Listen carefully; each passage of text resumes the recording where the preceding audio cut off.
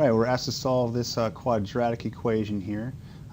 There's a couple different ways of doing this. I think one is way faster and efficient than the other, but a very common way that folks would attack this, and this is completely legitimate, which is just going to take a little bit more work, is you could square this left-hand side.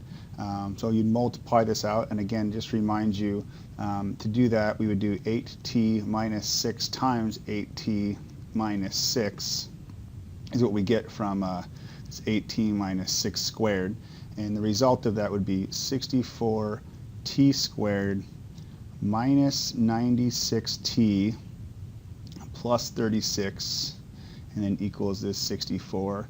We then could set this side equal to 0 and then solve by factoring or using the quadratic formula. That's all well and good, but I think there's a lot better way, quicker way of doing this, and that's with using the square root. Because this is set up in the way that it is, it's begging to be solved by the square root. So what I'm going to do is take the square root of both sides of this equation. When I do that, this square root gets rid of the square here. I'm just left with 8t minus 6 on the left-hand side. And then I get the square root of 64 is 8, but as always I get this plus or minus 8.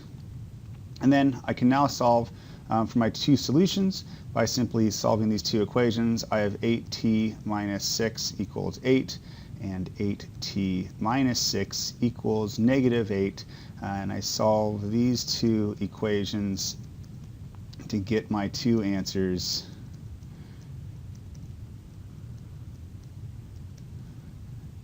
And that is about it.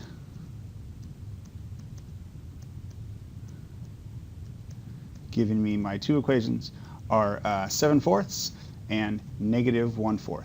And again, that's what I would have gotten if I would have solved this equation by setting equal to 0 and factoring, or using completing the square, or using the quadratic formula. But I think this method, using the square root, is the fastest and most efficient.